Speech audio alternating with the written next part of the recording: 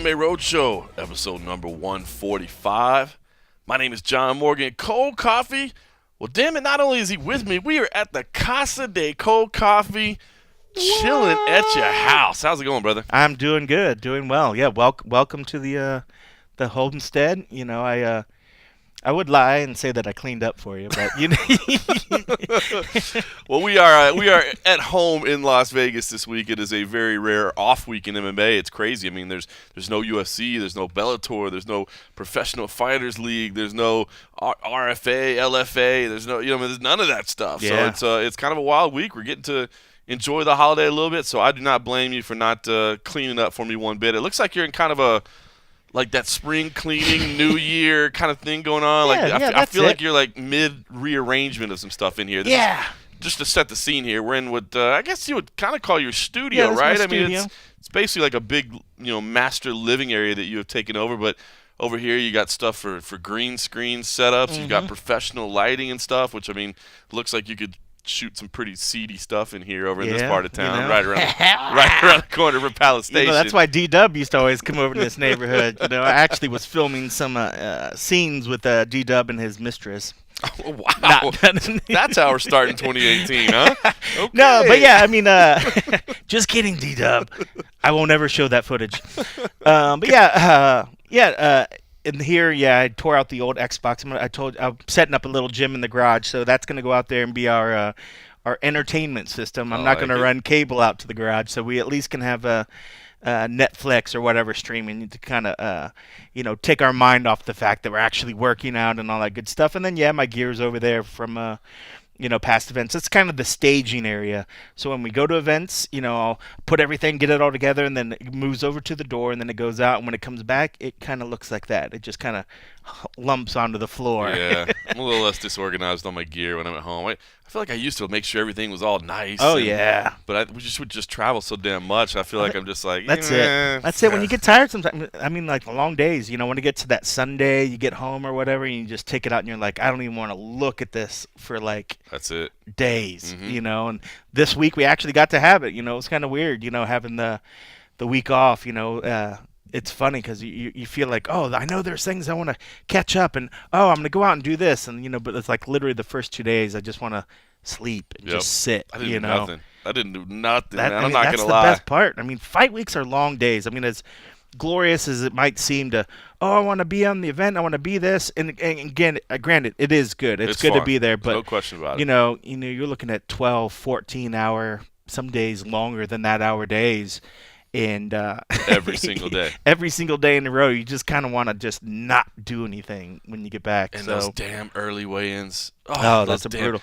They ruined the Fridays. That used to be our week, man. We'd grind on Wednesday and Thursday, knowing you could sleep in on Friday. Yep. Get yourself recharged for the afternoon weigh-ins, which are pretty easy, to be honest with you. Yep. And then, you might even go out that night before the fights. And now, it's brutal. Yeah. I mean, listen, I don't want to sit here and complain.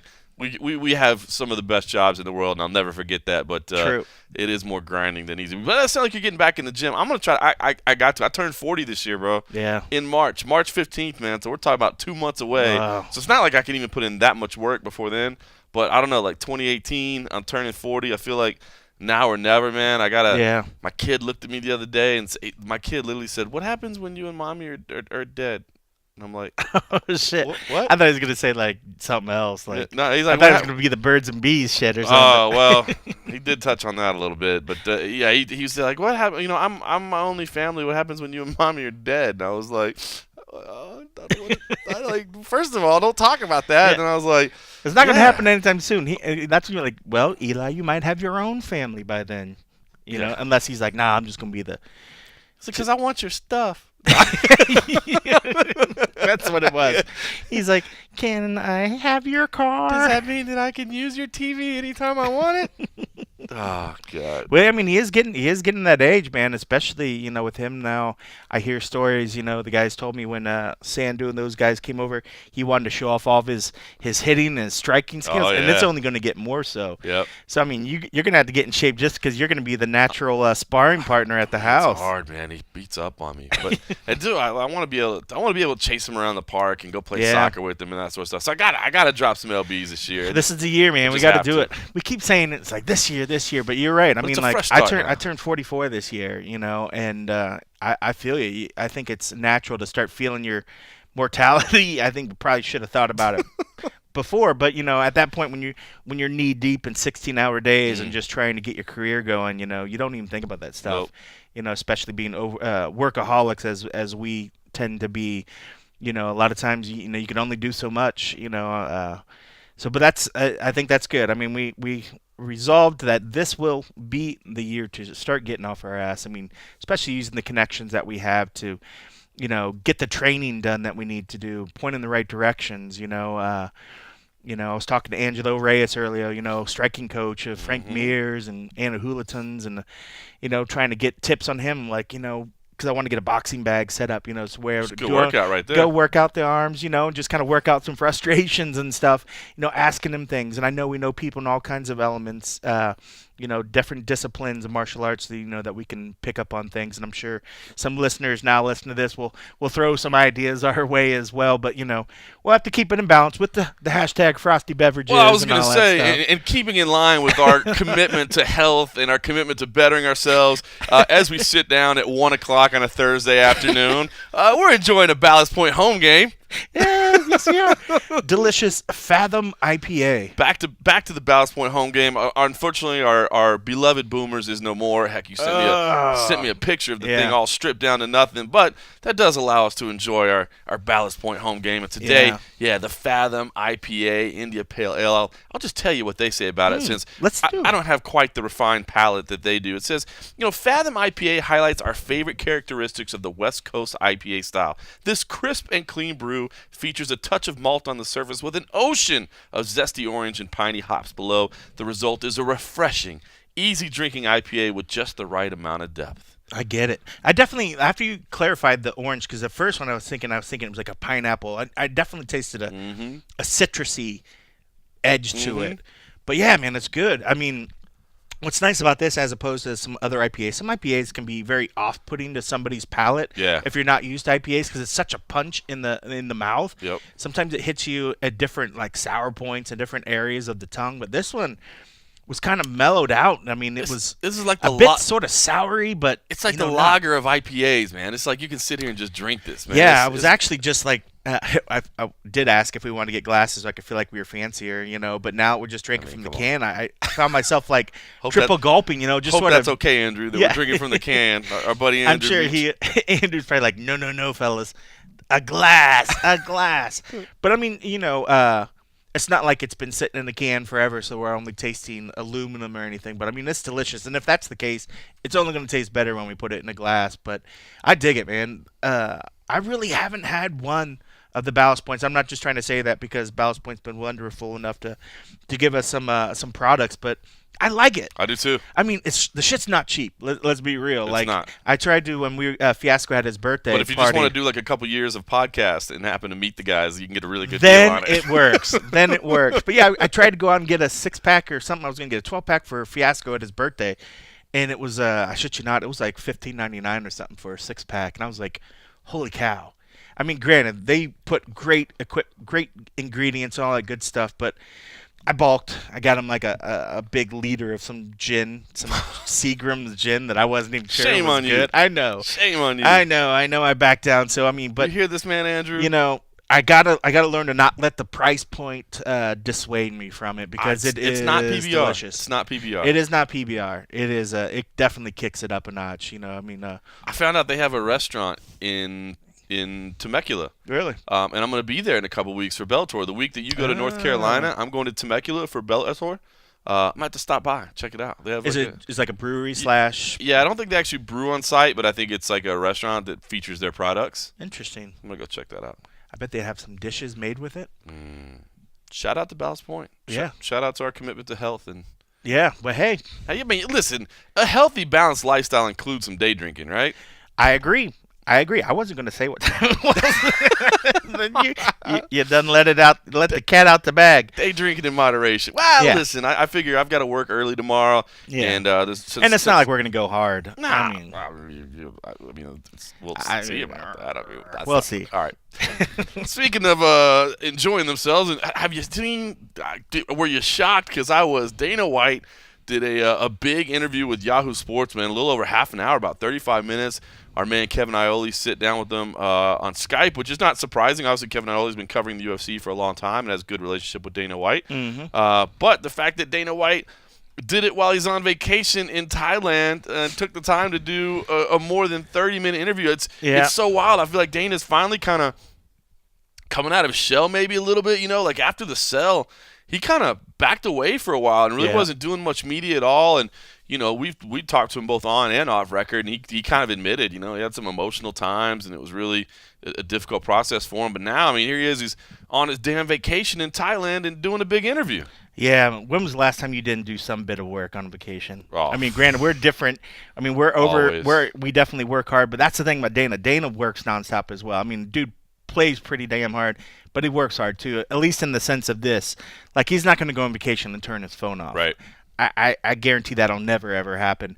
So I can see where maybe there was a point where he's like, oh, well, let me just knock this out. He has a good relationship. He understands Yahoo still has a pretty big reach, Still big reach, yep. So it makes sense that, hey, if we have some news, let's throw something Kevin's way. Because he's a good beat writer. Kevin works his butt off. This dude's been doing it for a long time. Nevada Boxing Hall of Fame. For him to still grind as much as he does, it's funny. Like, I still remember, I can't remember what event it was. Maybe it was the Mayweather-McGregor, where we were at T-Mobile, and then they booted us out of the event, and Kevin was still outside working on the bench. That's right. He could have easily just driven home, did whatever, but, he wanted to get his story done, so he sat outside on a bench where he could still get the internet from the T-Mobile, and you're not going to find that from dudes that are just randomly doing the sport or that are just half-assing the sport. So he's definitely done his time, and he's constantly, he rags Dana sometimes. Dana loves to rag him as well, so I think they weren't speaking for a while. Pretty recently they weren't speaking for a while. Yeah, so, it's good. I think, they've kind of put an olive branch to each other, but, it's not like Kevin's going to, pull words back or anything, but it's good that Dana reached out, and it sucks. I would like to have been us. I know. I was going to say the only bad thing was because I've been working with UFC on getting another sit down with Dana. Yeah. We're going to try to do those quarterly. That was the plan last year, was to do them quarterly, and then some things kind of happened behind the scenes where that fell apart. But trying for 2018 to do it quarterly. So there was part of me that was like, good for Kevin, and part of me was like, damn it. Yeah, the first thing I thought was like, fuck, we could have interviewed. Yeah, because I was trying to get something set up. We were trying to figure out what Dana's vacation schedule was because I wanted to get something done maybe before the St. Louis event, so we could just kind of like preview the first quarter and talk about all the highlights going in the first quarter. Do like we did last time, where we talked about events, but then we also talked about just the biggest headlines. And that's what I want to do with them once a quarter. Get that time, and hopefully we'll be able to still make that happen. But yeah, I was kind of bummed. Yeah, but good for Kevin. Good for Kevin, and I'm glad Dana still does that. I know he typically we see it happen. We see him reach out to ESPN and give little stories. Yeah, all other stuff. So I think Dana, I still appreciate that he's willing to kind of still be the bad boy and let shit out, that whether or not he's supposed to let it out at that point. The PR team just grimaces. And then the PR is like, oh, how do we fix this? How do we fix this? Like that's the funny thing, because PR, they'll have like complicated plan, not complicated, but they'll want to drop a story on a certain day in a certain outlet or whatever to get the most reach. Obviously, you want to break your fights for Australia in the Australian papers. You want to, you know what I mean? Like, but not only does it give the most eyeballs in the local market, but it also helps you develop a relationship with that media outlet. Like, hey, we've given you a couple scoops. Like, now why don't you do a story for us? Something like that. So, they're trying to work those relationships, and then Dana's just like, we did announce that GSP is sick and not fighting for the next 6 months, right? Like, no. Because they used to have like big whiteboards, and they'd have stuff planned out, like calendars, and just weird like bubbles leading to bubbles of this goes to this, goes to this, goes to this, and I can like just a crime imagine scene investigation. Yeah, just like kind of like, all right, well, this is when we release this, and then that allows us to do this, and I can imagine like after Dana does his thing, they just have to go in there and like, all right, motherfucker, just erase this. If you go back way back in the day and you look at when Jen Wink was still heading up PR. Oh yeah. This is back when Dana, almost every week would do like the scrums after every event, Yeah. And Jen would actually just pull up a chair and sit behind him. And it was funny because, obviously everybody's keyed in on Dana, but after a while I started just kind of like letting my attention drift a little bit and watch her. And it was so funny because she would have like a little notepad, like writing down like stuff he was saying so that she knew. And you could just see like when he'd break something that they had plans for, just kind of like, like shaking their head a little Like, bit, like, You weren't supposed to say that because it's going out on Monday. I definitely think that they definitely had a stretch where they got him in check. They were like, all right, Dana, we got to pull back. And I think he was more than willing to kind of pull back as well. He's never, held his words back when he's been a little upset when people take him out of context. It's so easy to do. And that's why I like how we a lot of time will put the videos and stuff out. We put the full thing out as opposed to just grabbing on, a certain phrase or certain instance. And, we still do it from time to time, which I don't know, but maybe that's better off the record, where it kind of upset me the other day when something that we had did. But, I definitely voiced my displeasure. I mean, you got to be responsible. We all want clicky grabby headlines, but you got to make sure you're being fair. Yeah. And that doesn't go for Dana. That goes for anybody. It goes for anybody. I mean? Yeah, definitely not just Dana, just anybody in general. I want us to at least maintain that sense of an outlet that, I don't want to just be clicky to be clicky. Mm-hmm. Don't grab on that phrase, because we're out on the ground. Mm-hmm. I'm facing these guys. And at the last event, I got two different UFC staffers came up to me on two different occasions talking about stories and stuff that we came out with. Right. Voicing their displeasure in our angles and stuff like that. It's like, I get it. It was like, but there was what came out. Right. It is what it is. Those are the stories or whatever. But I always try to tell people, and I know you say it all the time, don't put anything out there that you're not willing to say in front of these people's faces. And that the same goes for, see the fucking cat crazy. Literally just try to jump up on the table and grab papers or remote or whatever. Wanted a little bit of that Ballast Point. He wanted that Ballast Point Fathom. He's like, wait, your description sounded delicious. But we're on the ground. Like, we see these people. It's one thing to be a keyboard warrior and say something and never have to be in front of people.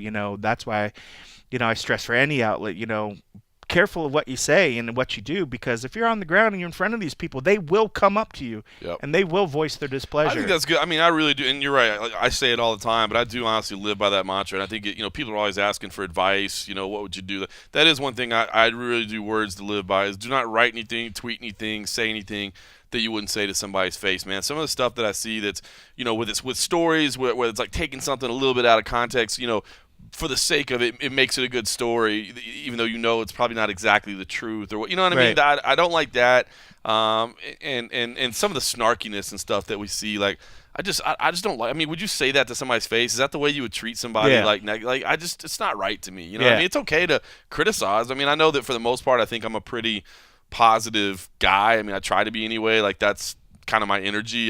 Maybe sometimes I'm foolish about stuff or whatever, but I don't know. I like to look at things in a positive light and see the silver lining in things. And but I get that you don't always have to be that way, but you can criticize without being snarky and without being a jerk about it. You know what I mean? How would you talk to people's face? So anyway, well, listen. So let's dig into some of the stuff that was in there, because as New Year's started, I'm not gonna lie, the first guy that got under my nerves was Conor McGregor, man.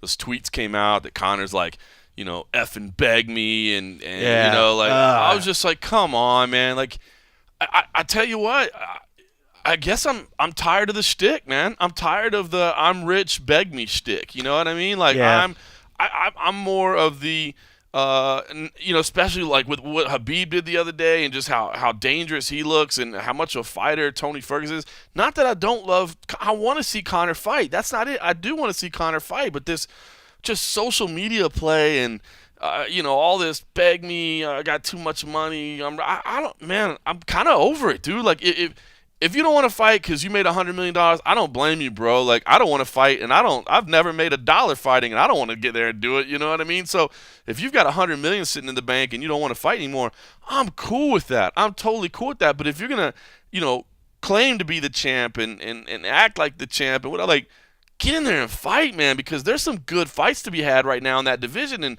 I'm just not interested in the, get on your knees and beg me and I might fight. Like, I want to see you, like, I mean, I like the part where, like, man, that Dagestani's nothing, like, but then let me hear you say in the next breath, and take your ass in the cage with me and let's prove it. Yeah, I agree. I mean, there was a point. I mean, I love all the hype that he brings to things. I mean, I love the excitement of the fight weeks and stuff, but but it's not just, I guess, not even just Conor. I think any sports athlete or any Hollywood person, anywhere where the ego starts standing out more so than what they're actually performing, what they're actually producing. Right.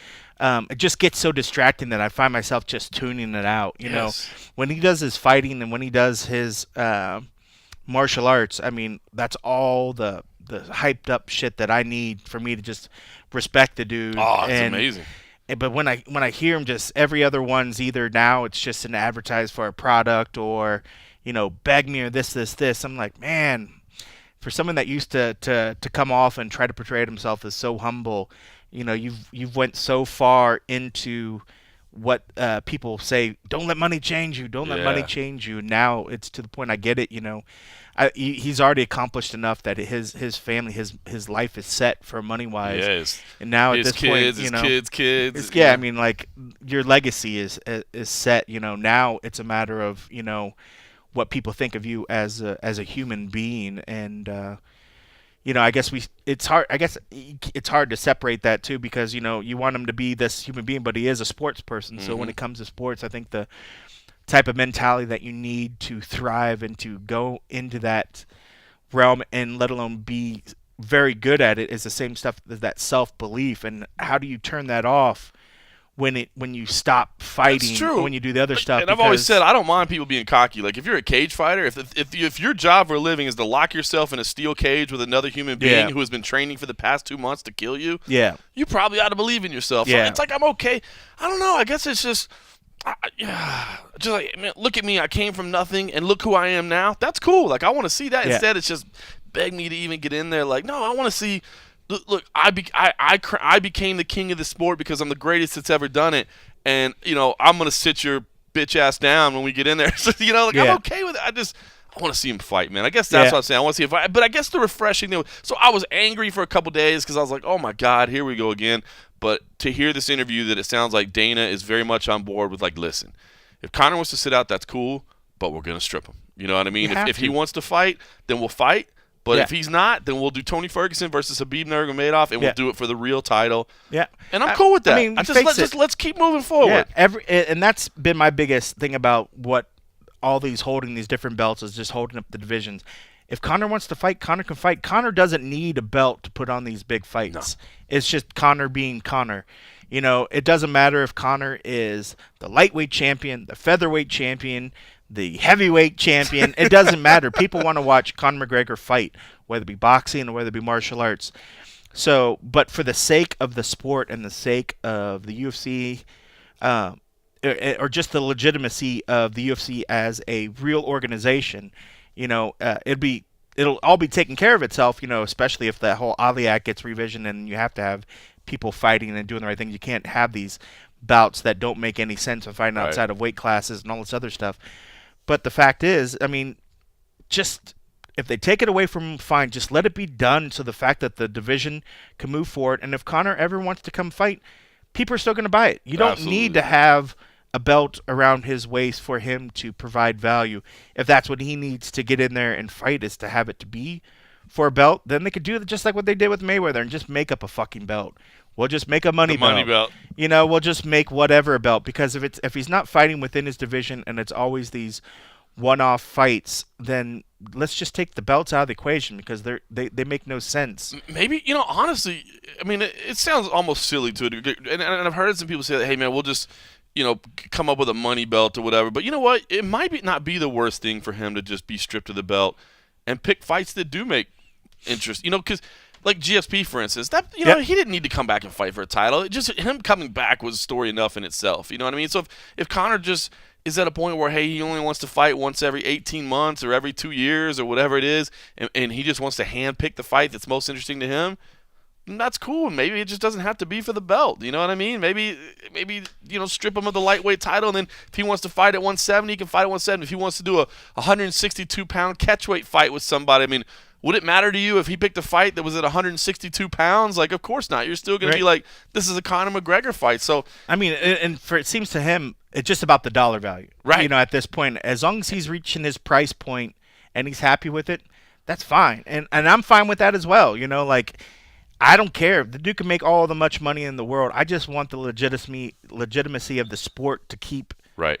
keep it real. Right. And I don't want people to keep thinking like, oh, well, who's fighting who? Wait, no, I thought he was in this division. I thought he was this. Wait, he's not even a boxer. see- Like, I just want it to feel. I'm tired of people just downplaying the sport like it's this niche thing because they're treating it the same. They're treating it as, oh, we just do these fights that just are super entertainment. I'm not saying they're not entertaining, but they just kind of go and just they're doing these one-off little fights. So I mean, how do you build a strong organization or a strong division or a strong history if the history is marred by all these one-offs that are just going all the way? You know, like Well, I was gonna say. I mean, I keep hearing people say, like belts don't matter, and I think belts do still matter. I just think belts don't matter to Conor McGregor. You know what I mean? Like there's a couple of people that are so far up the food chain that they don't need a belt, but for people that are still coming up and still building, it does mean something. Well, part of it too. I mean, and it is the fact that for a lot of that, money is a big part because that opens up a whole different bargaining point. So I get it that belts do help the money, so I can see where people are going for that. But a lot of these people still have the romantic side of that these belts mean something. I am the champion. I Right. went up through the ranks. I fought the guys that were holding it. I won the belt. I am the win. I'm the winner. I'm the best. I'm here. For it that is. moment in time, For it that can moment, never be taken away. It can from never you. be taken away. You know, It's the reason I always make sure, like we always refer to people as former champion. You know, like Yeah. some of our editors get so pissed at me because Yeah. I go out of my way former to make strike sure. force. Yeah, and they're like, heavyweight can't we champion." just say? I'm like, dude, don't take that away from that person. Yeah, like Gagey was one of the ones that I know. How do you not call him a champ? And he's coming in, and you don't want to call him. Oh, the Just- number 5 contender. We don't even do contenders Yeah. or rankings or whatever. You just don't in our want to give him that. titles. We just don't want to give him UFC lightweight. UFC Come on, man, lightweight. don't take away his. Yeah, chance. it kind of takes a little oomph out. So I mean, I love the fact that there are still fighters out there that I don't want to call it the romantic side of thing because it's a brutal sport, but the fact of they're still achieving what I think everyone as a kid or anyone that's ever been in sport, that belt, that trophy at the end of the year, at the end of the season, they want to see their name at the number 1 spot. Mm-hmm. And by getting these belts and obtaining that, you are putting yourself as the number 1 at the top of the food chain. And, granted, that does give some benefits to where you can get the money. And if you're in a position like Conor, where he's lucky enough he can make those money fights, those things without a belt attached. And if that's your goal and you're not going to fight and it's been over a year, just say, here, I don't need this. Yep. I'm just going to make sure that when I fight, I'm going to get the money that I want to get, Yep. and let the division move on. For the love of the sport, I agree. move on. Don't try to hold it hostage for your own ego and for whatever trip that you're doing, because you're still going to get the money that you want to get. And you could still pick the fighters that you want to get. But if you love the sport and if you love the organization, well, he does need to love the organization. But if you respect the organization that's trying to keep this alive, just vacate it. Just leave it and then go get your fights and do whatever. I mean, but stop trying to think that the division owes you something by allowing you to hold on to it, because That's it. it doesn't owe you anything. That's it. All right, so it sounds like maybe we'll get Tony Ferguson versus Khabib Nurmagomedov. Of course, we've been trying to get that fight together quite a few times now. It hasn't happened. Hopefully, it's not just snake bit, because I would love to see that fight. Tony Ferguson versus Khabib Nurmagomedov, whether it's an interim title or an undisputed title. That is a phenomenal fight, and I definitely hope that we see it. I want to ask you, what do you think the tougher fight is for Conor?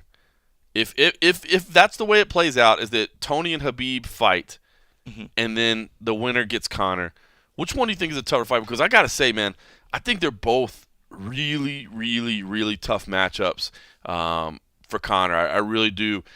I mean, the wrestling that we saw on display the other day against Edson Barbosa from Khabib Nurmagomedov, if he's able to do that, you got to think he's just all over Conor. And I know that was only 3 rounds, but he certainly didn't look like he was slowing down. I think he could keep going another 2 rounds, no problem. I will say this. The one thing I will say is that Edson Barbosa, where he's dangerous, is kicking. I mean, not that he doesn't have good punches, but you need more range. You know what I'm saying? You need more range. Your balance is different. Yep. Conor just needs to punch you. He just needs to land the left hand, and he's really good at kind of that falling away and coming back movement. Yep. So if he's doing that little, pull back and Khabib moves forward, can crack him with the left hand. I mean, Right. Who wins between Conor and Edson Barboza? think Conor, but Edson's Edson's dangerous, but I mean, when I think of it, I don't have a problem in my mind thinking that with the level that Conor of would a be strike that Conor could almost easily beat him if he keeps distance. The thing is the fact that Connor would want to keep that distance, which keeps you in the kicking range of Edson, so maybe that works better in Edson's favor. But I still don't have a doubt in my mind that Connor would become victorious in that. Yep. So it's hard for me to think, oh, okay, what we saw between Edson and Khabib will completely play out. Right. Because you're right. I think he has a lot more dangerous weapons when it comes to the hands. When he gets in that close quarters, he's got that fucking sneaky quick uppercut and these other little things that we didn't see that when Khabib was coming in, you weren't catching a lot of that stuff, And Khabib's definitely, I mean, if there's a place to beat him, it's on the feet.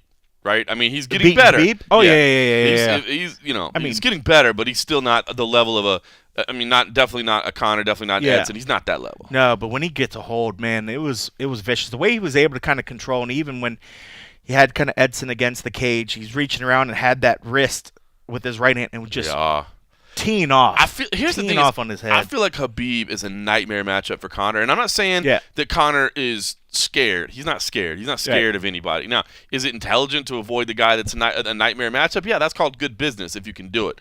But eventually, you get to a point where you can't do it unless you switch divisions. But I feel like Khabib is a nightmare matchup for Conor. But the thing is, I feel like Tony has a pretty good chance of beating Khabib. Because I feel like Tony, number one, really good on the feet and so just hard to deal with. But the other thing too is, when you get on top of him, he's moving. He's like once Khabib was on top of Edson, you're like, oh, I mean, you could just see it in Edson's eyes. He's like, he's not going anywhere, right? But Khabib on top of Tony is going to be really dangerous. So it's interesting. Like, I feel like Khabib is the worst matchup for Conor, but I feel like Tony is kind of the worst matchup in the division for Khabib. So it's interesting. Yeah, Tony's he's a very, very dangerous striker, very unorthodox. And you're right, when he gets on his back, he's a very offensive from his guard. Whereas, difference, it seems to me, Edson was trying to get up. Right. Tony would try to keep if you get him on the ground, he's going to try to stay active. He's going to try to go for a submission. He'll be spinning for a leg. He's not going to be trying to get up as easily as Edson. And that was the thing I think that kind of played to Khabib's favor, is that when you don't have an opponent that's trying to attack you, that literally his only goal is to get up. He's trying to get up. He's not trying to hurt me. That means, all right, I just have to control him getting up, and then I can attack him. Keep following his hips. Whereas Tony's like, hey, oh shoot, I got to make sure I don't leave my arm out there. Yeah. He might take my arm. Oh, I got to make sure he doesn't slip his legs behind my head. Like he's a lot more dangerous. So you're right. I think it's a very, very dangerous fight for him. I think with Tony and Conor is that it'd be a striking difference. I think both of them were going to be trying to keep it on the feet, but I could see where Tony's like, I get you on the ground, I got you. So hopefully it wouldn't distract him from trying to do these strikes that he does, because I think if anything else, he could probably catch Conor with some of these spinning kicks, something that he's just, because he kind of comes out of the blue with just some of these strikes that he has. I think he has a good way of doing it. I just wouldn't want him to try to get distracted with the whole mindset of that. He knows that if he gets Conor on the ground, he has the advantage, and then put all the other stuff away and just make that the goal of, okay, I'm gonna throw a couple jabs, I'm gonna throw a kick, then I got to do a takedown attempt. I wouldn't want him to do something like that, because then if that's his goal, Conor's gonna catch him, and that changes everything. He's gonna catch him in one of those times, and he's gonna wobble him, and then all that's gonna go out the window, and then Conor takes over. I just hope that I hope that Conor does drop the title, man. I hope that if maybe he doesn't even wait for the UFC to strip him, maybe he just drops whatever. I think that's fine. I want to see Tony versus Khabib, and then I want to see the winner versus Conor, and I want to see both of it this year. I hope that we get it. As much as I say, I'm frustrated with Conor, I'm just frustrated with the beg me stuff. I still want to see the guy fight, man. I love the guy's fights, and again, the attention that he brings, the notoriety of that he brings to the sport. Like, I just hope we get to see all that play out, because I feel like now, Edson was that guy that was, these guys are the top four in that division. Okay, one guy just got knocked out. You know what I mean? It's like a little round robin we got going on. All right, number 4 is out of the picture. Now we got this top 3, and I want to see them all come together. So fingers crossed that happens. Let's get rid of all this interim shit. Yeah, let's just get the belts back to what it is. Get these badass fights on. It just feels weird. Go to the lightweight page, and there's Conor's picture, and it's like, man, when was the last time you fought? November 2016. It's crazy. It is crazy. It is 2018 on the lightweight, like the official belt, if that's the official or whatever. Has not been defended in 14 months. And it's not an injury issue. Yeah. And I get it. You got to go take the boxing match. But anyway. All right. Well, speaking of keeping everybody in the same division and keeping the belts, it sounds like Dana is leaning towards Cyborg versus Amanda Nunes. So Amanda Nunes moving up to 145 pounds. He says that's the fight to make rather than Megan Anderson. It's been kind of a weird couple of days. Everybody kept jumping on this. Cyborg says she wants to fight Megan in Australia. I mean, I asked in the press conference, do you mean in 6 weeks? And Cyborg was like, oh, I don't know about 6 weeks. Like, my hands are kind of hurt a little bit. Like, I don't know about that. I don't know. I said afterwards I was kind of leaning towards the Megan Anderson fight over the Amanda Nunes fights, but it sounds like Dana's leaning in the other direction. I just wonder where they'll try to find a spot for it, because it does. From my understanding, there is going to be a pay-per-view in Brazil this year. I think June in Rio is the current working plan. I don't know if that's official yet, but I believe that sounds about the right for it. I guess that would be good for it. I mean, that'd probably be the best spot for it, right? Do Brazil versus Brazil in Brazil? I think it would finally be one of those cards where I think Brazilians would be like, yes, this is what we've been asking for. I think when Verdun was down there, that was that was a title fight, and I'm glad that they had that. It didn't end their way, right? But I know how excited they were. And oops, sorry about that. Cat knocked your phone into the trash can. I'm telling you, he is the most playful little fucker. It went straight to the trash can. Casa de cold coffee comes with some challenges. But Cyborg gets such a huge pop in Brazil. Yep. I mean, she gets, without a doubt, like what Anderson used to get when She's Anderson a star was right winning. Now. She is a star. She's got to be probably the biggest star, and so it'd be interesting to see her and Amanda, two Brazilians, with belts coming back there. I think it'd be interesting because I wonder if the crowd would actually get tore between the two, right, and pick sides, or if it's just a matter of they're just happy because it's a Brazil wins no matter what, sort of event. But that would be good. I would dig it. I like Amanda. I like her power. I like her chances, but I still just don't see it. I don't know. Picking a Cyborg in any. I don't know. Holly took her into deeper waters, but didn't hurt her. I know. Even when she got her against the cage, I thought Holly had the best chance to beat her. Struck. She held her against the cage, and it was like, oh, I'm gonna tire her out a little bit, but yeah, she just took it, yep, and she didn't get tired from it. So that's definitely not the strategy. I guess that's the strategy if you want to take it into like a decision or that sort of deal. I don't see Amanda trying to do that. I see Amanda being busier if she does get it to the cage. We did see. I mean, that was a big thing right there. It can be done. People can control Chris against the cage. Whether you can actually do some strikes. I mean, half the times Holly got her against it, and Chris was still throwing knees. Yep. So she was more active. I think Amanda probably has a better chance to maybe do it because Amanda's another one of those women that is just stronger than she looks. Definitely. She's very, very strong. So, maybe she'll be a little bit more active. It'd be fun. I wouldn't mind seeing Megan either. I mean, Megan, she's been asking for it for a long time. Cyborg's been asking for that for a long time. I was excited to see that. I still don't think Megan would fare decently well. I think Amanda probably would fare better than Megan. Yeah. But Megan. At least Megan's a legit featherweight. Yeah. She's got a title in another organization, and she has that possibility. She could be an it fighter. She definitely. She's got the look. Yep. She's got the swagger. Yep. I love. She's all tatted up. She's right. just like a badass. Yep. So I think that's the kind of thing that even casuals can look at it and be like, oh, okay. Yep. Here we go. Like I can get behind this. I'd hate to start thinking of some of the memes. I'm already overthinking in my head of people, saying, I mean, just for a little one, I could see like Beauty versus Beast, the monster, the robot, the cyborg versus the beauty or whatever. I can already see all that bullshit. But man, that would be a fun fight just for the fact that, I love it when these girls call out Cyborg. Right. When they ask for it, and then when they get it, and then they get in the cage, and then they taste a couple of those punches, and then they're just like, oh, okay. You see it on a lot of faces. Never mind. You never saw it on Holly's, but you see it on a lot of fighters' faces where they're like, there's been fighters that say they insist on calling her Christiani or whatever. They're like, I won't call her Cyborg. She's got a name. She's a person. They try to humanize her or whatever. Right. But then they get in there and they taste it and they're like, oh, this is not what I signed up for. But you're right about Holly. Holly weathered it well. I mean, not physically, like her face was tore up towards the end, but she didn't give. She Oh, didn't. There were no picture tells. The picture she took with Bruce Buffer at the after Yeah, party. afterwards. Oh my gosh. Ugh, I can only imagine the stories Bruce wowed her with. Bruce, Bruce has got some stories. He's man. got some stories. He's got some stories. But no, that should be a fun one. No, I guess I just want to see the division built. It's funny. So kind of I guess behind the scenes, we're working on some IT stuff where our rankings for MMA Junkie. Yeah. Right now, we only have women's bantamweight and women's strawweight. So we're working on some revisions, but we can't just go in there and add more rankings. But what we need to do is we're getting women's flyweight added. We're getting women's pound for pound added.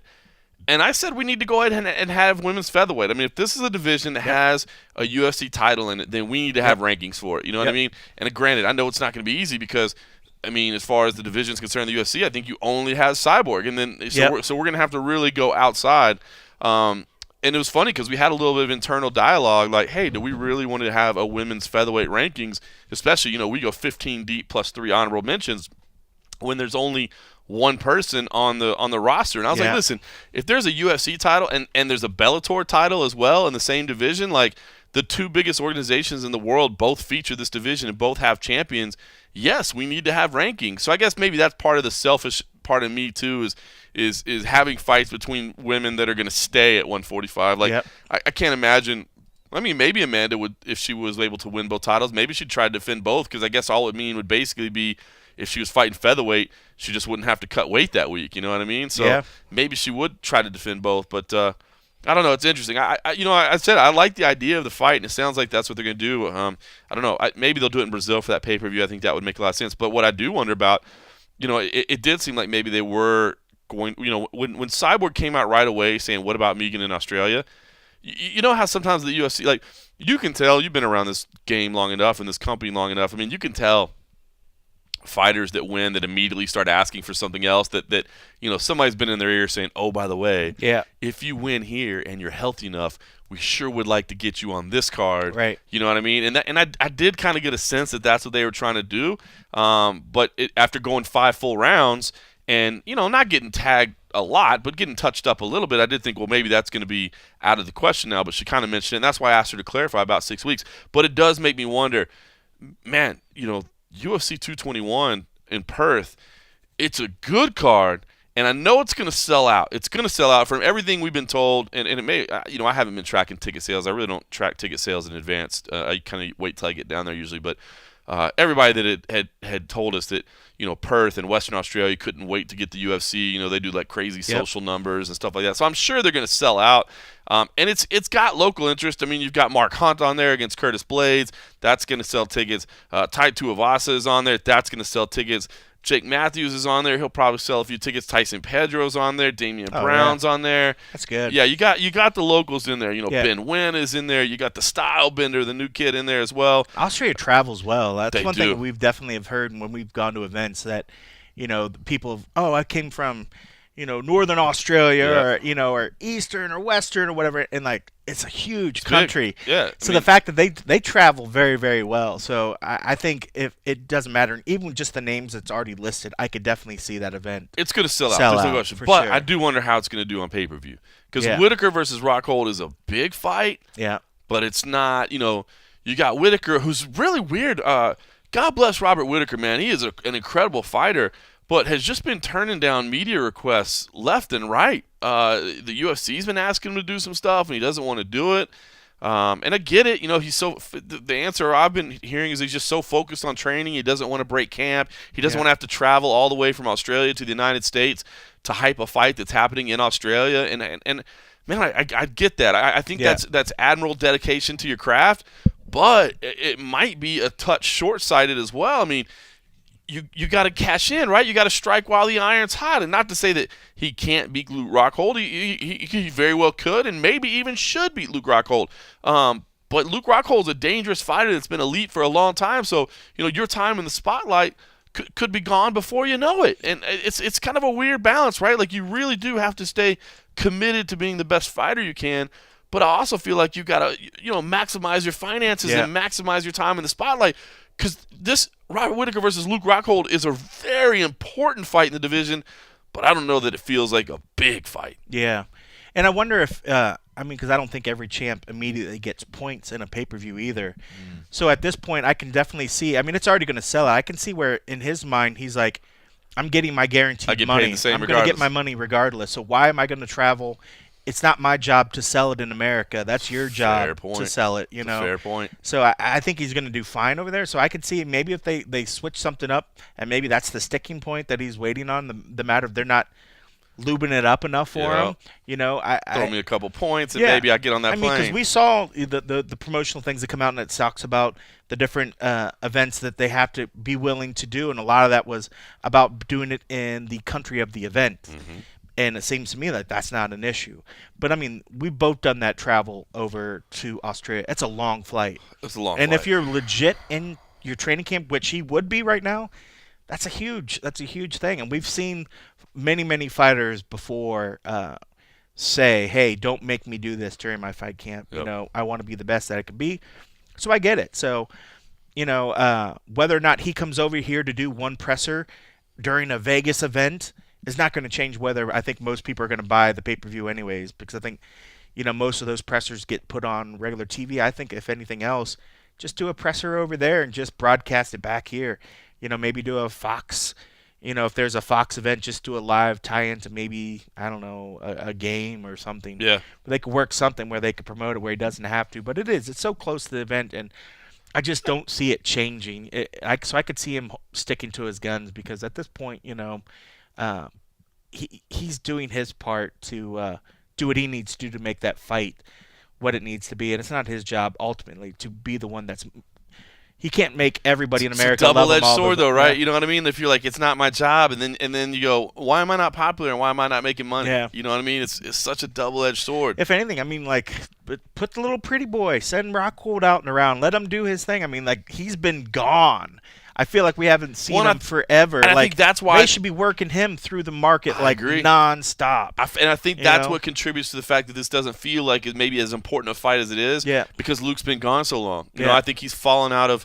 You know, what have you done for me lately, right? I mean, out of for sight, out of sure. mind. I mean, right? I mean, he was the it boy for a Yeah. while, right? But now he's been Yeah. gone so long that I feel like people are like, oh yeah, I kind of remember Luke Rockhold. You know? But then seeing what he did to Branch was just like, holy shit. Yeah. Branch was legit, and Rockhold looked so dominant. But that's the thing, you know, it's like, just take that, package it up in a press conference thingy, and go, here you go. This is the guy that you're going to get, you know. But people like to see Rockhold. They like to, he speaks well. He sells a fight well.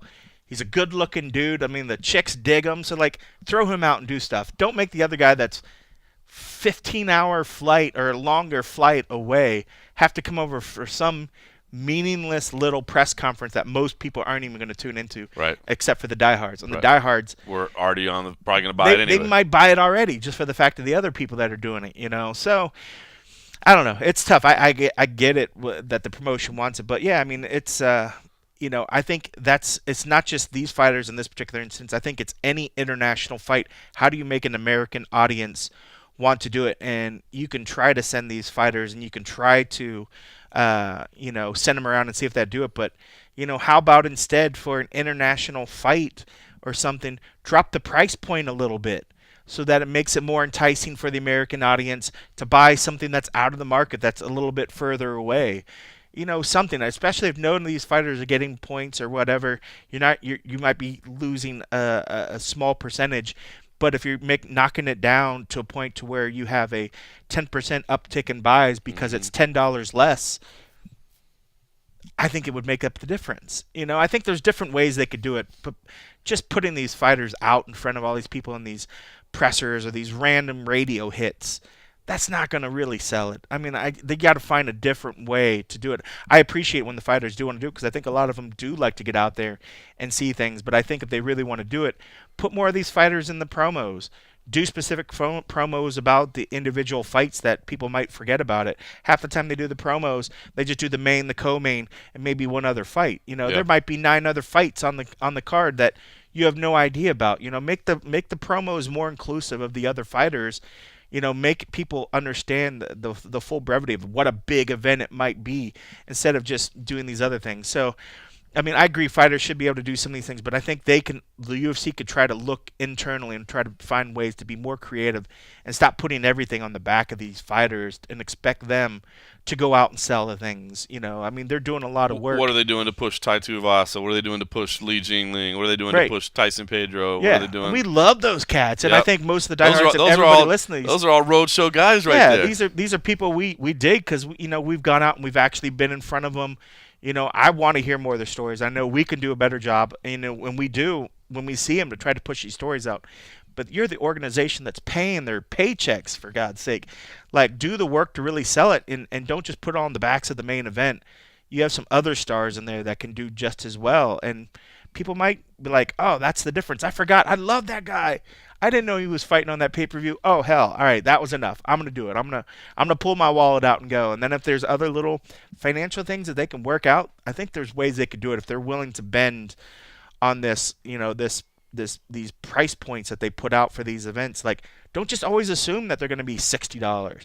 Tier them like other things as well. Like they tier Fight Pass memberships and other stuff. Right? Yeah. Boxing does that. Your Mayweather fights or your Pacquiao fights always cost like $10 more than the regular ones do. For sure. I mean, I think especially if it's an international one and it might not be at the best hour or something, make it enticing for somebody to want to do it. Because then, hey, maybe instead of saying, all right, I have to budget out because I want to get 2 pay-per-views this year, so I got to budget out like $120. Well, how about we budget out so you get both of those and it's $100? Yeah.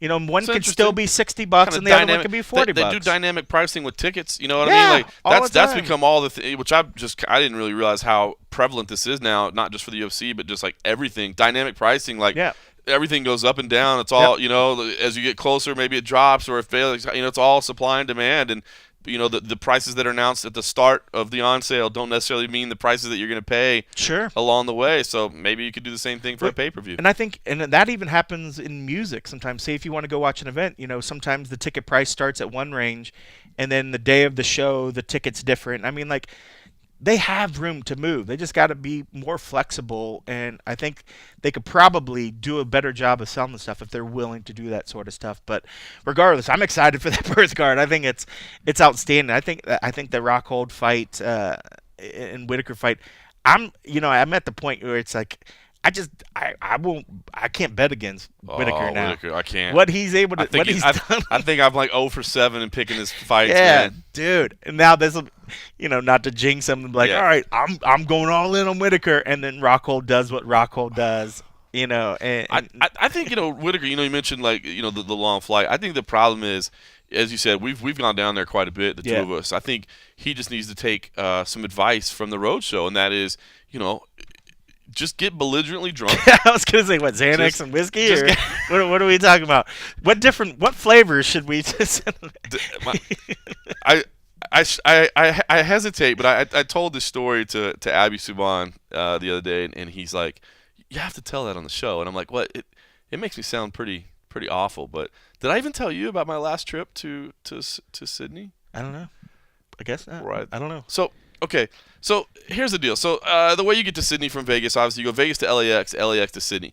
Now there were 2 flight options that were the same price. One had a 1-hour layover, one had a 3-hour layover. The thing about LAX is because I'm One World Emerald, I get the good fortune of going into the first class lounge for Qantas Airlines, which is, of course, hubba hubba, freaking awesome. They've got like all the liquor you can drink there. They got food that you can order off a menu, so it's not even like a little buffet or whatever. Like, it's nice food that you can order off a menu. And again, cocktails. They've got a shower there, so if you want to take like one quick shower before you get on board. So I booked. Even though you just flew took from 45 minutes. Vegas, get yourself nice and clean. I'm sweaty, dog. I had like 20 drinks. So I booked myself the 3-hour layover so I could get nice and toasted. Because here's the thing, it's 15 hours. Yeah, it's 15 hours from LAX to Sydney, and you could sleep 8 hours like a normal night, watch a couple of movies, and still have time to kill. And it's not even fun to like watch the map because it's just a plane over water. I mean, it's blue.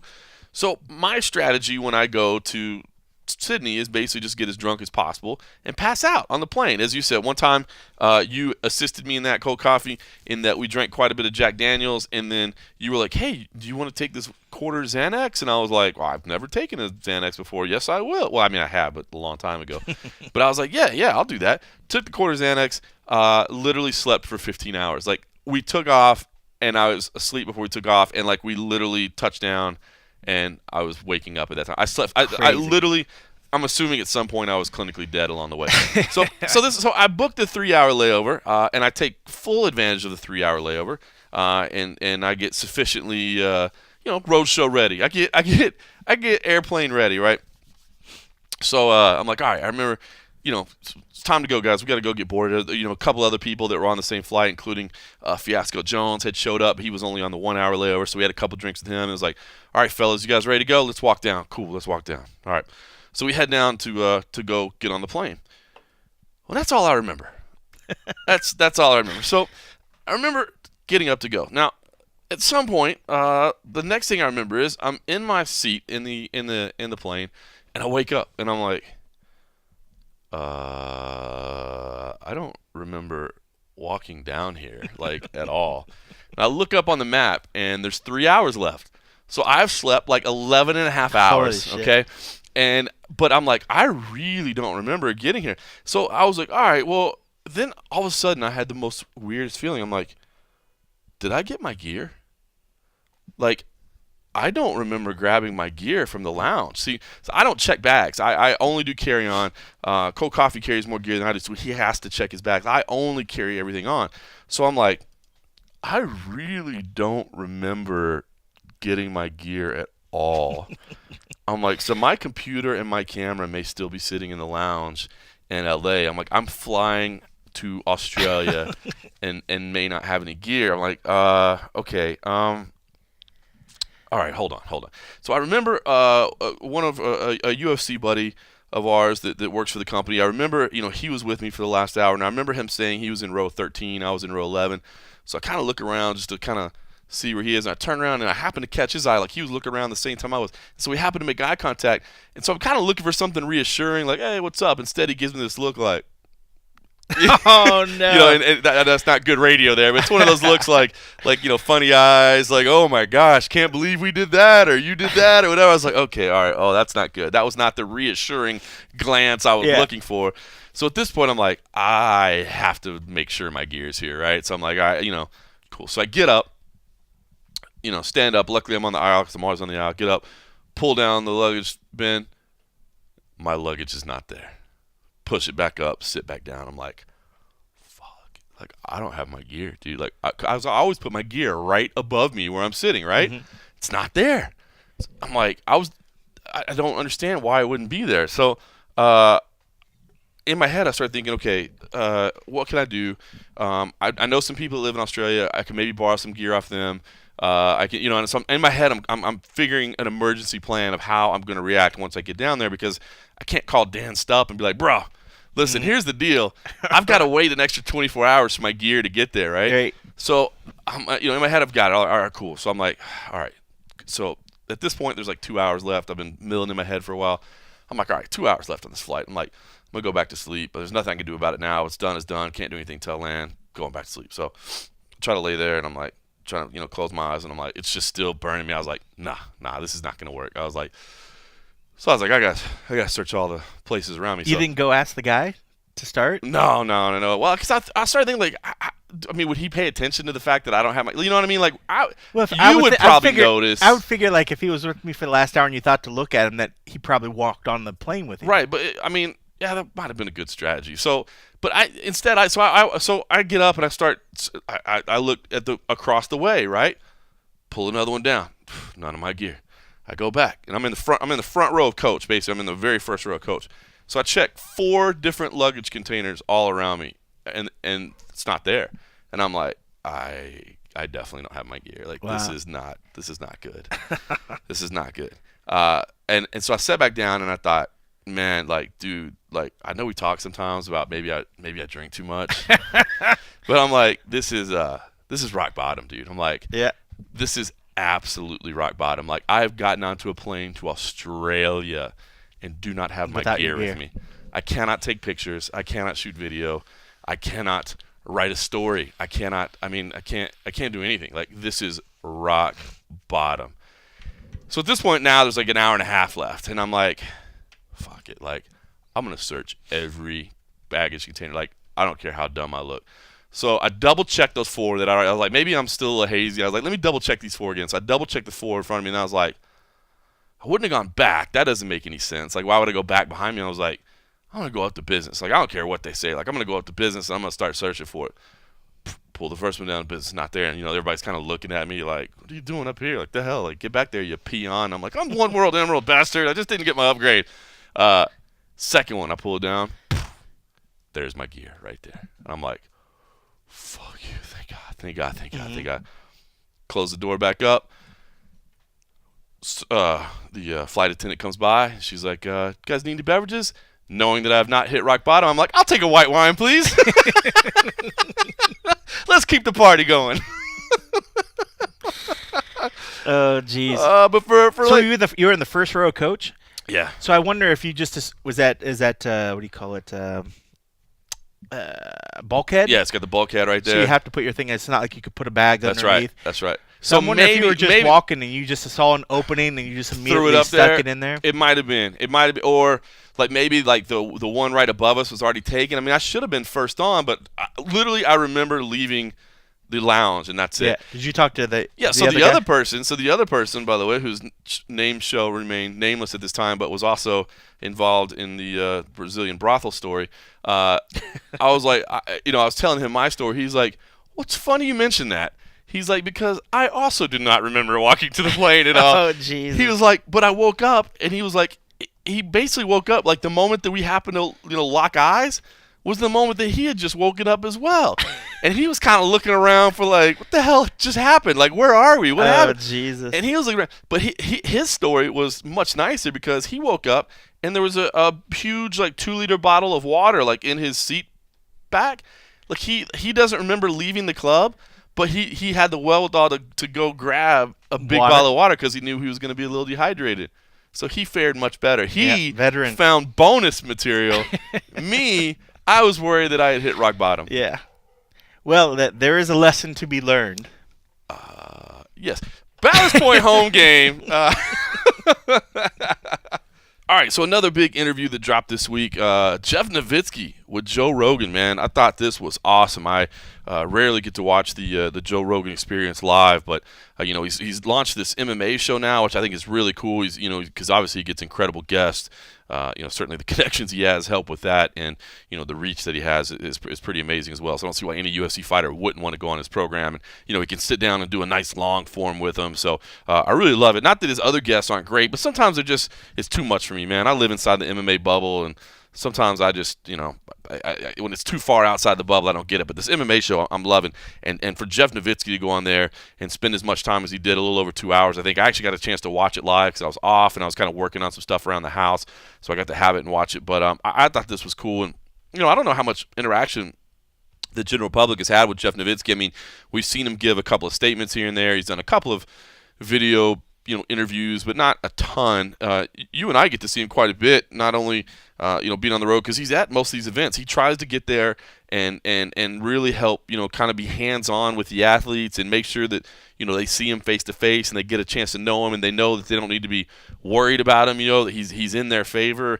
But I thought this was really cool because the dude is just so forthright about things. He's forthcoming, I should say, about things. In just willing to address a lot of topics and a lot of situations and just give you as much detail as he can. Of course, he's limited at some point to what he can say, but I thought it was a really, really good interview.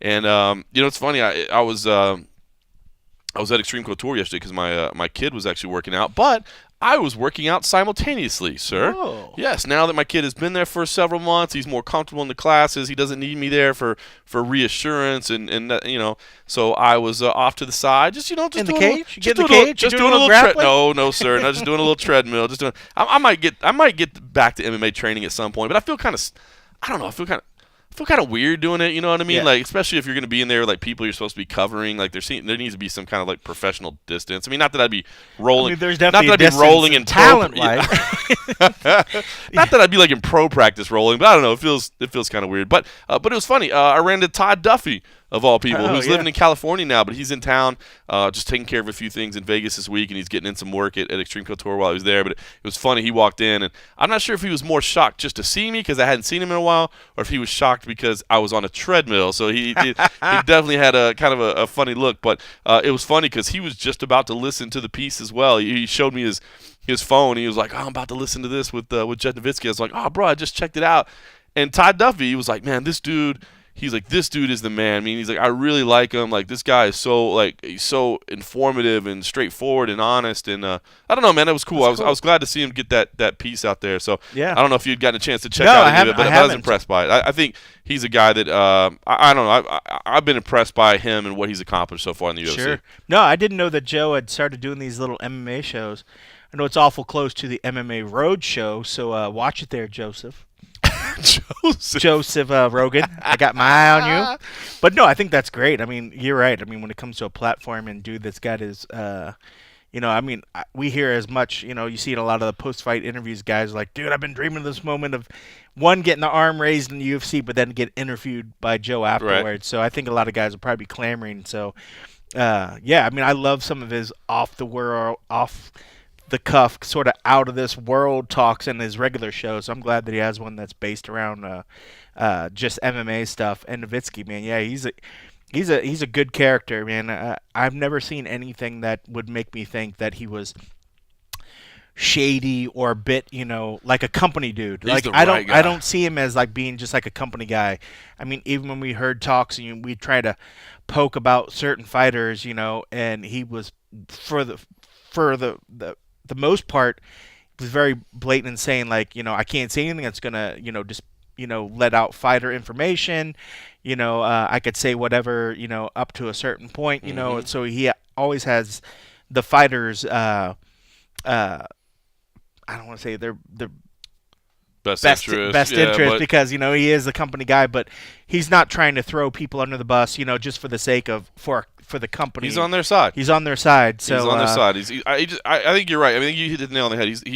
He's not a company guy, and that's what you want. I mean, I know a lot of people. This USADA program is still creates controversy and still isn't necessarily 100% perfect, and he even admits that. But they continue to get better and they continue to improve. So I think he is definitely the right guy for the job, and he's done some fantastic stuff. But he had some nuggets of news in there too. We'd kind of heard some rumblings that John Jones, might be okay. I think we always knew he wasn't going to get that 4 years. I was still of the idea that he was probably going to get 2. It sounds like maybe it might go down to a year and a half. But Nowitzki, I think it's good. He's only able to talk about certain things, but I like the fact that he's kind of honest and saying, look, here's what the information tells us. It tells us that he probably didn't do this on purpose, and I think most of us knew that. I think most of us knew that John Jones is not a blatant cheater. He doesn't need to be. He's such a gifted athlete. That he doesn't need performance-enhancing drugs to succeed as well. In fact, we used to hear stories. They're grabbing the great Brian Stan was one that used to. I mean, I think he said he almost quit one day because John Jones showed up like still drunk from the night before and just threw him around like a rag doll. And he's like, "Why am I even participating in this sport where this dude is just like half-ass trying and he's whipping my ass? Like, what am I even doing in this sport?"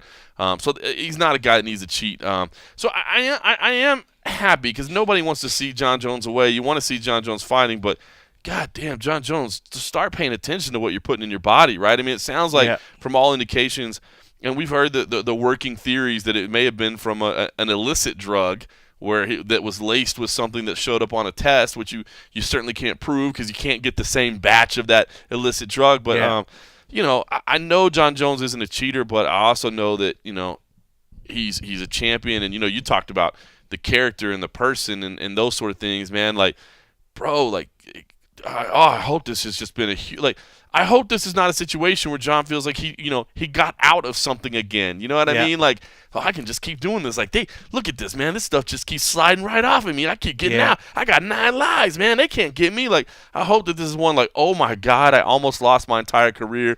For the next few years, I have got to be careful what I put in my body. And then once I retire and I'm wealthy, I can do whatever the hell I want. Right. Because ain't nobody going to be testing me. Yep. But for now, while you're being tested, like, please, John Jones, be careful. Yeah, you're right. I mean, he's ultimately, I mean, he's in such physical shape that his I guess athletic career could go a lot longer, I think, than a lot of people's. So I guess maybe the thought of waiting maybe another 10 years to pop your next dick pill or to try, to party and do little things. But while you're in your athletic career, especially at this level and at the range he is, it's like, come on, bro, you got to just step away for a little bit, just keep it to the legalized recreational things, things that, nobody's tainting beer. They don't test for weed anymore. Yeah. Smoke all the weed you want. Yeah, smoke some weed, drink some beer, whatever, but you gotta. He's at too high a level that he can't have the right people doing the right things. I mean, if it's about taking a diet and these supplements and other little sort of stuff, you make enough money that shit shouldn't ever be an issue. Right. There's a lot of guys that make a hell of a lot less money than him that haven't ever had an issue. So I think if anything, the money's allowed him to maybe push the boundaries. And I think now with your getting caught and doing these other things, do the right thing and stop that chapter of your life. Get back to what made you great. And he's got just natural ability that I think most people agree the fact that the dude doesn't need any assistance from anything else. If anything else, the only assistance he needs is to keep him focused, keep him grounded, keep him focused on what the ultimate goal is, and that really needs to come from family. You're not going to get it from anything else. I mean, he has a strong family base. He's got two brothers that have been in the sport, NFL and other things. If anything, I always believed that was probably what pushed him into it. The NFL, as much as testing as they've had, I know the NFL is about as dirty as any sports organization. Those are not normal-looking human beings. Yeah, I mean, I even remember hearing in college football, and I know if guys started doing it and were able to start gaming the system in college, it only continued on in their NFL days. So I'm not sure if that was ever something that maybe just planted the seed. I don't want to, guess and say that, oh, hey, maybe this was introduced by a family member or anything like that sort, but that whole mentality, that whole world, maybe that made it easier to think that, oh, well, these top-level athletes can do it, so maybe we can bring that into our sport without realizing that he's such a specimen. He never needed that sort of shit, and what he was doing without really even training was just unreal. You brought up Brian Stann, and I'll bring him up later on because we're going to talk about some other fights. When I was watching the fight, the tough fight that we're going to talk about later on, I was listening to Brian Stann's voice, and it made me realize that for this year, I'm missing the fact that we don't have Brian Stann. Yeah, right. We're entering into a new year of not having Brian Stann's analysis on fight stuff, and it made me sad. But to go back to what you said about him, saying like, Jesus, this guy doesn't really even need to train, he's just dominating people. You just feel bad because you know how good Jones could be if he could just keep his shit together to the point of just eat healthy. You don't need to take any fucking supplement. You don't need any supplement at all, even if it's something that's just like, oh, it's a whatever whey protein. No, John. No, John. No, you don't. You don't.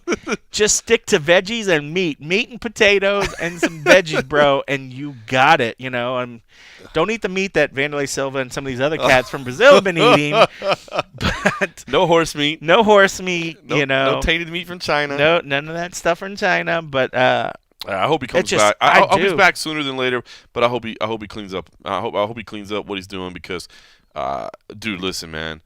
It sounds like he's gonna get out for a second time from like, look, I didn't intentionally put this in my body, but a third time, and I think people just go, bro. But even on the second time, that's what, 2 years? Maybe a year.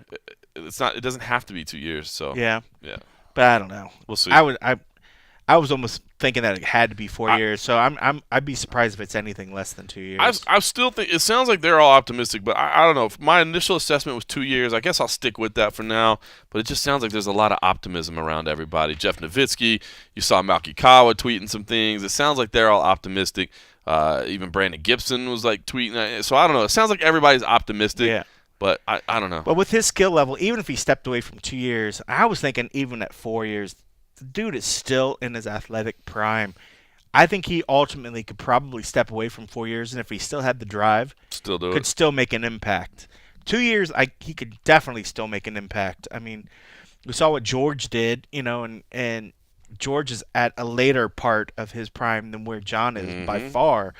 Um, but George works really, really hard. I would like to think that John would do the same. So I think even if he got 2 years, I mean, I definitely don't think that would really hurt his career because I could still see him fighting for another Oh, yeah. 8 years after that. He hasn't taken damage. Yeah. The other little piece of information that Jeff Nowitzki dropped was that Nick Diaz might be okay to come back and fight. I had thought, Yeah.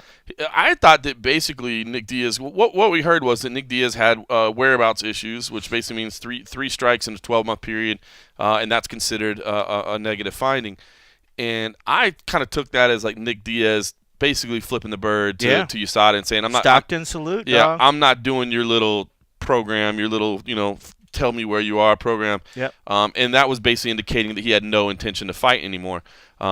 Jeff kind of indicated that wasn't the case, that I guess Nick had been kind of trusting somebody else to fill out his whereabouts for him, which is probably not a good idea. But if it's somebody you think you can trust and then it backfires on you, you can kind of feel for Nick a little bit. But I would like to see Nick come back and fight again. Nick's a needle mover, man. There's no question about it. He's one of those guys that, again, doesn't have to have a belt involved. Doesn't have to be for anything. Like, you can just put him against anybody, and it's instantly exciting. So that's good news, and it's funny because I'd actually talked to Jeff a little bit, and I need to follow up on it about seeing what it would be like, because Jeff and Donna are both enrolled in the whereabouts program. So.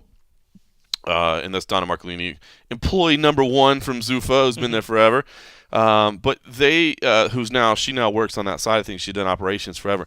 But they both, because they oversee the program and they basically take part in the program as well, so that they, when they're talking to the fighters about how best to do it, best practices, like, they can say from experience, because they're actually enrolled in it. They've had to go through their phone and update everything.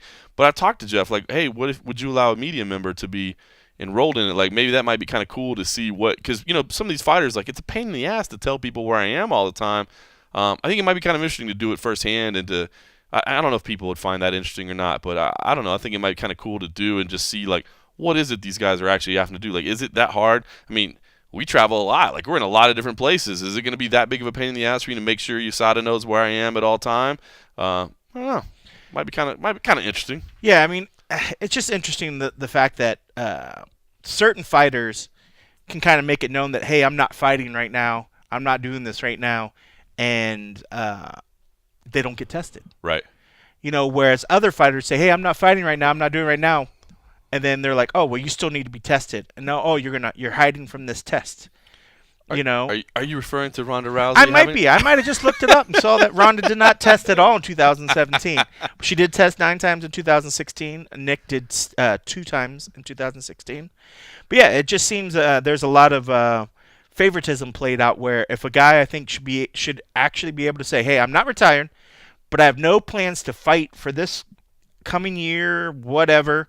So no, I don't want to test. Right.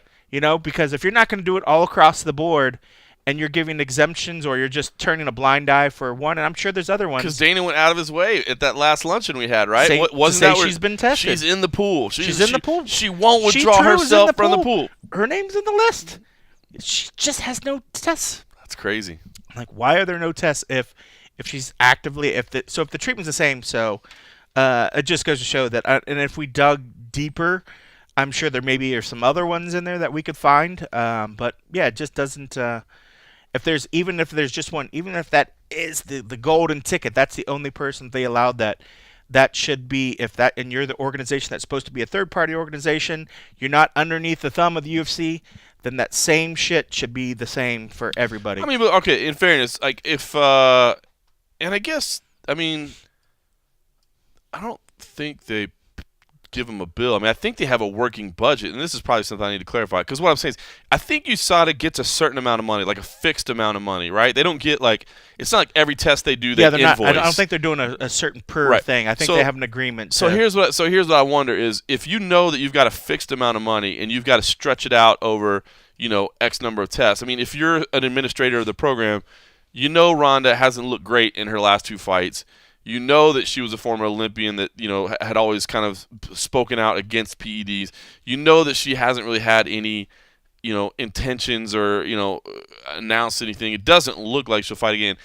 Is it the prudent thing financially to do to not test her, or are you being unfair by saying, what if she's just doing steroids this whole time and then she's going to come back and test clean? You know what I mean? Like maybe she's getting a free year of steroids. So is it the prudent thing financially to not test her? Right? Maybe it's, what I'm saying? Like maybe it's not so unfair, like she's getting favoritism or what have you. I'm not seeing anything from Paige Van Zandt in 2017. Why is that? I don't know. Blonde girls don't take Blonde drugs. girls don't take tests? Blonde girls don't do drugs. She didn't change her name that I can see. I see her for 2016. Why don't I see her for 2017? She didn't get tested at all in 2017? I see nothing's popping up under Paige Van Zandt under sports. Mixed martial arts, 2017. 2016, it shows her at, let's see what it says. It said 4 times. And 2017 shows no times. Well, that's interesting. Yeah, didn't she fight in 2017? No, she didn't. Did she? When's the last time she fought? Yeah, she's fought. I feel like she's fought. She definitely fought because she fought up in. Didn't she lose up in Sacramento? Right? Oh no, that was 16. Holy crap! She didn't fight at all in 2017. I was starting to feel like I thought that Sacramento fight was in 2017. So yeah, December 17th. It's been over a year since she's fought. I did not realize that. I really thought that was last year. Yeah. So why didn't she get tested? Because they knew she was off doing Dancing with the Stars or whatever. No, that was 2016 as well. Because it was at the same time she was fighting. Well, she was scheduled to fight. She was scheduled to fight against Jessica Ai, and then she had a back injury or something like that and had to pull out. But I thought that loss to Watterson was in 17. Interesting. All right. Well, listen. So it's blonde weird. girls don't get tested. Blonde girls don't get tested. So if Nick Diaz was a blonde girl, then there would be no issue about him skipping tests. All right. Let's talk about the. But I do want to see him back. I love the Diaz brothers. I want to see the Diaz, and they have certainly a lower price point than Conor McGregor. That with the right card, and it say if 15 million is it, that is crazy because he doesn't draw 50 million worth of tickets. But if the dude wants 3 million. Give it to him. Yeah. Give it to him. Just bring him back, man. The dude, he's fun. It was certainly a pain in the ass at times while I worked for the UFC to cover him because he certainly was probably the original show up when he wanted to character, especially when it came to open workouts and all other stuff. Like, no one did it like the Diaz brothers. I mean, Stockton, California is apparently a settlement of Brazil. Yeah, right? They're all descendants of Brazil. They all have Brazil time built in.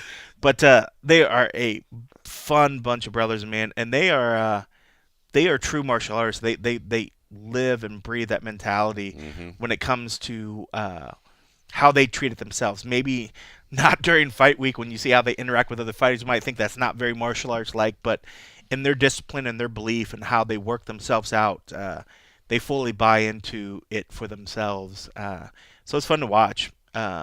Just don't expect them to be on time for a lot of things. At all. All right, so listen, I want to talk real quickly about the our end-of-year MMA Junkie Awards. And normally I wouldn't spend a lot of time on this because there's actually still rolling out. We're rolling out a couple of these awards every year. But here's what we did this year. We've got a big staff. And it's kind of a pain in the ass for everybody to vote on everything and then to tally everything up. So what they did was they gave everybody a couple of categories and said, here, you do this, and everybody kind of came up with what they wanted. They submitted it to the staff, and they're like, do you guys have a problem with this? If so, let me know. And we did have some. We changed it a little bit. We're like, I think you're on the right track here, but let's go with this instead. And people, okay. So it was a community effort, but at the same time, we had people that were in charge of. Now, I was in charge of Gym of the Year and Round of the Year, and let's start with Gym of the Year because I took some grief for this, and I kind of get it. I knew I was going a little non-traditional with it, but I took some grief on it. None other than the UFC's own Elvis Sinisic spoke against me.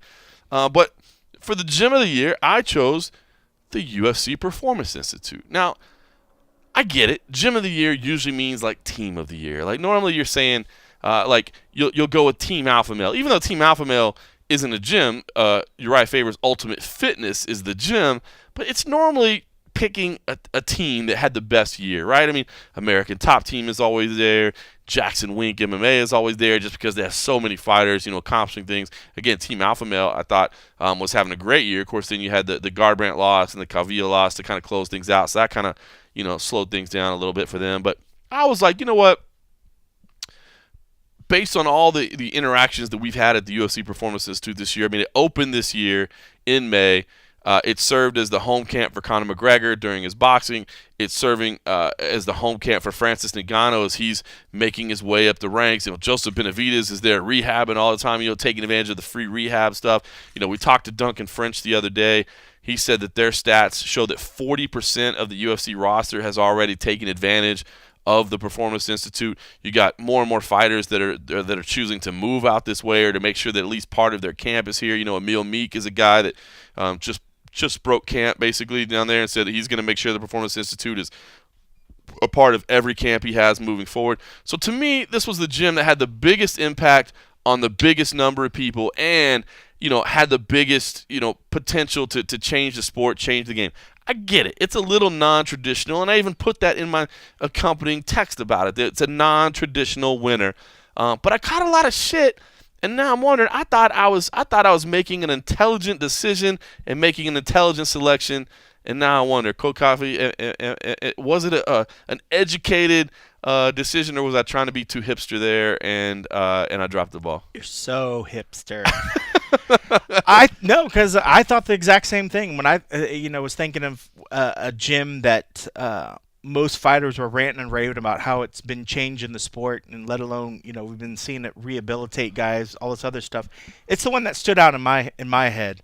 Grant, I think, there's always, of course, maybe people just want to hear, they want to hear Jackson Wink, they want to hear Alliance, they want to hear whatever, But I think when it came to, gyms that have contributed to guys just taking it to another level, for this particular burst, and this is the year where they really came out and did things. I mean, I don't think there's anybody that can beat what the PI was able to do. That first year impact, what they've already been able to do. I mean, I don't even know that they'd be eligible to win the award next year. You know what I'm saying? But I thought it was kind of a statement thing. Here's this brand new facility, and yeah, they don't have coaches per se, but they do have strength and conditioning. They do have rehab facilities. They do have nutrition, which a lot of times, man, that's the thing that we've realized, or at least in my 20 years of following the sport and 12 years of covering it professionally or whatever, the one thing that I've definitely realized is that the nutrition and kind of strength and conditioning, real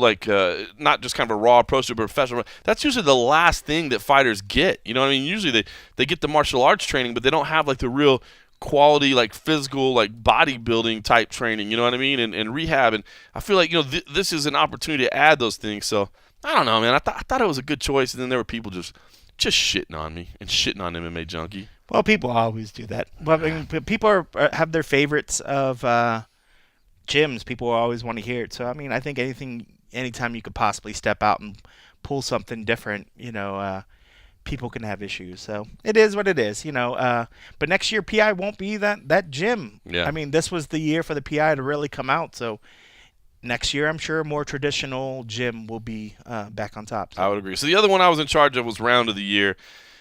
And here's an interesting too. So to me, a fight that stuck with me all year, Justin Gaethje versus Michael Johnson. And I think that'll probably be our fight of the year. I'm not sure. I haven't seen the final tallies on that.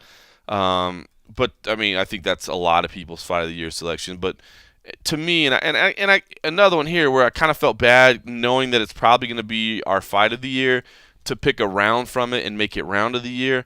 But I remember being so stirred emotionally by that fight and by those rounds, that they stuck with me all year long. But the interesting thing here is that once I had made my selection and started writing my piece and I turned it in, I saw that other websites had chosen round of the year from that fight as well. But the interesting part is I chose round one, and I saw a lot of other people choosing round two. So I kind of wanted to ask you, because I went back and I rewatched the fight, right? Now I was like, I know it's got to be one of these two rounds. Let me go back and watch them both. So I went back and watched them both a couple of times. And the thing about it was the first round, to have a round of the year, I think, you got to have some back and forth, right? I mean, you got to have one guy winning for a little bit, one guy winning for a little bit. It's got to be that back and forth. And I just thought the intense pace that they had, the fact that they were just nonstop, relentless, throwing strikes. I think I broke it down using Fight Metric, and there was basically one strike thrown every second and a half for the full 5 minutes. I mean, that's how fast the pace was. You had each of them rocking each other. Michael Johnson's trying to finish it at the end of the first round, and nearly almost has the finish. Doesn't quite get it. Justin Gaethje survives. Amazing. And then the second round was incredible as well, especially because Gaethje is basically knocked out on his feet, and then he comes back and knocks out Michael Johnson. So that round was more like emotional to me. Like it was more like the seesaw was different. But by that point, they had already gone through the first round, so they didn't have quite the high pace. They weren't quite as technical at that point. It was a little more like, I don't want to say sloppy, but at that point, it had devolved into a little bit more of a brawl versus just like technical back and forth. So I don't know. I ended up going with round one, and I see why a lot of people went with round two. But I don't know. I kind of want to get your input on that too, because then I started thinking, well, am I crazy? Because again, the highs and the lows were much different in round two, but I felt like the constant pace and the constant back and forth of round one made it a slightly better round for me. Yeah, I mean, it was much more technical. I think it had its points where there was more nonstop action in the first round, but in the second round, there was sort of a gap in the middle. After Gaethje, man, he's got a chin, and he's got heart. You're right. I love the second round for the fact of both guys were hurt, and eventually you get the finish. But there was that lull in the middle of the second one that kind of takes away from the nonstop action that happened in the first one. Yes. But if you take it as for a round where I think even the first one, both guys kind of got wobbled. Justin got dropped at the end, but Michael did get hurt early on. But you really see how bad these guys got wobbled in the second round. Right. So I could definitely see where people are like, oh, it was so back and forth. So I would probably lean towards the second, but I do see where that part in the middle, probably around I think it was around the 2.5 minutes left or something, where it kind of just got like, okay. You just got two exhausted guys. Two exhausted guys kind of going and just sort of throwing it. But man, it was uppercuts, man. It was like a tale of uppercuts, and I like it because I actually, when I was going back and watch this fight, I actually went back and watched the Alvarez fight as well, and watched how Justin was treating those leg kicks, whether a guy was coming in as a southpaw or whether a guy was coming in orthodox or regular, but he still just attacks those legs, and it was vicious, but he got away from it more so in, I think, the Johnson fight, because I think he felt like he wanted to knock him out more, maybe make an impression or something, which set him up to get those strikes that eventually kind of hobbled him a little bit. But man, when he got to the cage, it was able to get his bearings and then came back out. And then I think that's why that there was that little lull, because both guys were just like, well, shit, now we're really tired. I haven't been able to finish him, and I think Michael was probably just like, what the hell? Like, this dude just keeps coming. And then eventually Justin got the best of it. But that was a really, really good fight. I could definitely see why somebody would say that would be fight of the year. Round is a little tough. It's hard, man. I will say it is hard to pick a round. You know what I mean? But I think what it was. Why do it to yourself? That's so tough. I know, that's the one I got given, dude. I was like, God damn it, that's the one I got. But I just, what I mean, we watch so many fights, either from cage side or on TV or on the back or whatever. And I just remember again, the emotion, man. It was just like, it was a fight where, honestly, bro, I had to and I had to stop myself from I just wanted to clap. You know what I mean? I just wanted to be like, God, you guys are warriors, man. You guys are incredible warriors. And it was a tough. So I don't know. My two picks got universally. Well, I shouldn't say the one got shelled, but the Performance Institute got kind of shit on. So and then I saw maybe I picked the wrong round. Maybe I'm not a good award picker. Yeah, well, there are always going to be haters. There's always going to be haters. All right, listen. We it's a week off, so we shouldn't take too much of people's time. I appreciate anybody that's tuning in. I know people probably just like to listen to us when we're on site. You know what I mean? We're actually giving some knowledge from behind the scenes. So we'll wrap it up quick. We are going to be busy. I'm going to go to St. Louis next week. You're going to go to Boston along with Matt Erickson the week after that. I'm going to be in LA that week, so we'll have both events covered there. You're going to go to North Carolina after that. I'm going to go to Temecula, so we'll have both Bellator and UFC covered there. So we got a lot going in the next 3 weeks. Actually, it sounds like Saturday. I think we're going to go shoot. Bang Lugwood's going to be in town at Extreme Couture. He's going to be doing a seminar over there, but he's also going to be doing some stuff with the pros. So we might have a little something with Bang Ludwig, doing some training over there at Extreme Couture. So that'd be something we can bring to you next week. You know what? We haven't heard an announcement yet, but I've heard it's coming. I want to see the Dana White's Tuesday Night Contender Series fights come back, man. Those are fun. That was fun. That was a lot of fun. I enjoy doing those, man. Kind of getting to see those up-and-coming prospects and doing it, in that small environment where everything's on the line, man. It's really cool, man. So I'm looking forward to that. Anyway, we're going to go finish up doing our day drinking and being responsible, and then we'll get to the gym. Maybe not today, but or not. Thanks for listening.